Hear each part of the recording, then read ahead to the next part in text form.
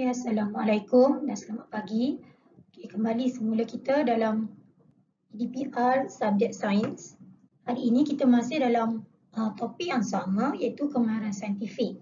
Okay, kita pergi kepada subtopik kemahiran proses sains dan part paling ataupun bahagian paling akhir dalam kemahiran proses sains 1.16 menguasai kemahiran berkomunikasi. Berkomunikasi. Okey, sekarang kita nak tahu apa itu berkomunikasi. Berkomunikasi ialah satu kemahiran untuk memberikan penerangan tentang tindakan, objek atau peristiwa menggunakan perkataan ataupun simbol grafik. Okey, boleh guna dua, sama ada perkataan ataupun simbol grafik. Tapi selalunya bukan yang wajib, tapi selalunya kita akan guna simbol grafik. Dan dalam simbol grafik itu kita ada jadual, kita ada graf, rajah dan model.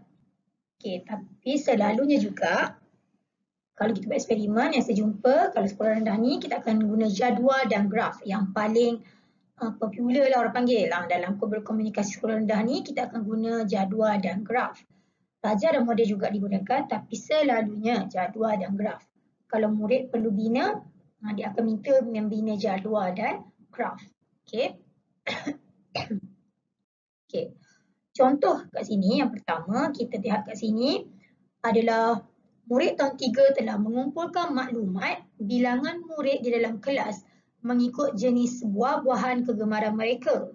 Maklumat tersebut direkodkan dalam bentuk jadual. Okey, ini adalah contoh macam mana kita nak menghasilkan ataupun melakukan kemahiran berkomunikasi.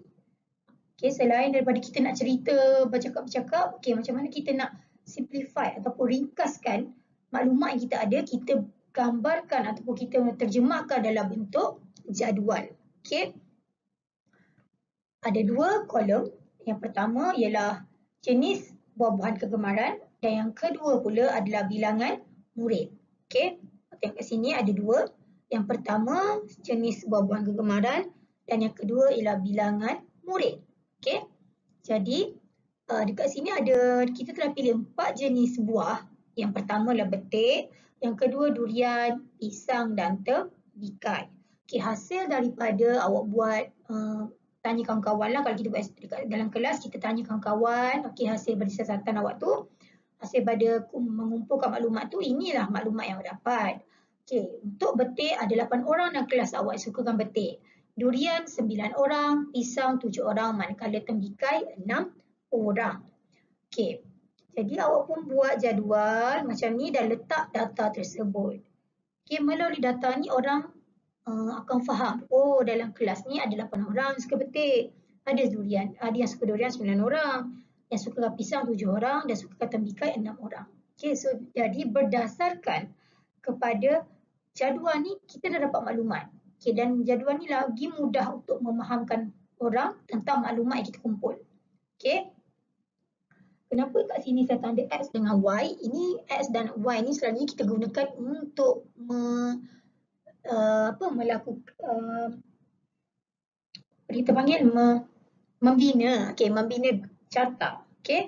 Kalau kita bina carta, bahagian ini yang saya tandakan X ni akan diletakkan di paksi X, tajuk dia, manakala yang saya tandakan Y ini akan diletakkan di paksi Y.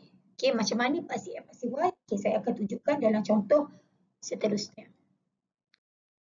Okey, ini adalah yang kita panggil sebagai carta palang yang ada paksi X dan paksi Y. Okey, tapi pertama kalinya apabila ingin membina carta palang, kita nak macam tajuk ditulis tu, maklumat daripada jadual juga boleh dipindahkan kepada bentuk lain seperti carta palang. Contohnya awak tak nak buat jadual tu, awak nak buat bentuk lain. Okey, kita boleh buat bentuk carta palang. Tak salah, boleh buat juga. Okey.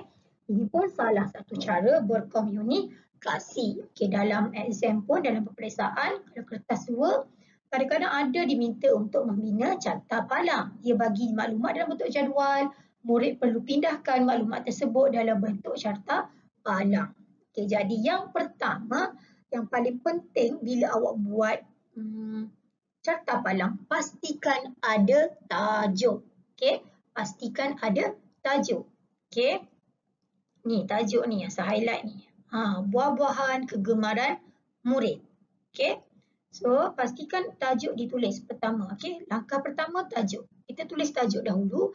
Jadi bila orang tengok carta ni, orang nampak tajuk, orang dah tahu. Okey.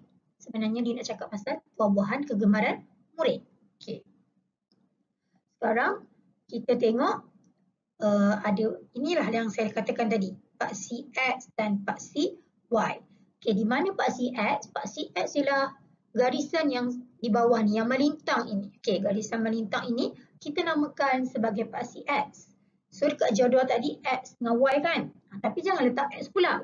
Okey, kita letak nama dia apa.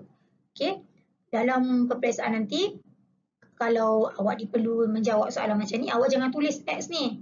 Saya menulis X kat sini supaya memudahkan pemahaman awak. Okey, X tu nak ambil kat mana, tajuk ni nak ambil kat mana, tajuk untuk yang ni nak ambil kat mana. Okey, jadi X, Y, jadual tadi, X yang pertama, kolom pertama ada X, kolom kedua adalah Y. Jadi kolom pertama tadi ialah jenis buah-buahan kegemaran. Jadi awak tulislah dekat sini jenis buah-buahan kegemaran. Manakala dekat Y, paksi Y yang menegak ini, awak tulis bilangan murid orang. Okey. Jadi tadi kita dapat ada betik, ada durian, ada pisang, ada tembikai. Jadi kita tulis betik, durian, pisang dan tembikai. Okey, berdasarkan jadual tadi, betik ada 8 orang suka. Jadi awak lukis palang ni sampai nombor 8, buat garisan, bentukkan dia. Okey. Boleh nak warnakan lain, boleh nak warnakan sama pun tiada masalah. Tapi kalau awak boleh buat warna lain-lain lagi bagus kerana memudahkan orang untuk membezakan maklumat ataupun data tersebut. Okey. Durian 10 orang. Okey, cari durian 9 orang. Maaf, 9 orang. Jadi kita dekat-dekat 10 lah, garis agak-agak. Okey, buat palang kat sini. Manakala pisang. Pisang 7 orang. Ni 8 orang kan. So rendahkan sikit lah. Jangan sama dengan 6. Kalau 6 dia dah jadi 6 pula. Salah. Dia 7. Jadi awak garis tengah-tengah ni. Okey. Lukiskan carta palang ini. Yang akhir sekali ialah tembikai 6 orang. Sama juga gariskan, cari ambil pembaris, gariskan kat sini. Okey, lukiskan. Okey, macam saya kata tadi, nak warnakan boleh, nak tidak warna pun tiada masalah.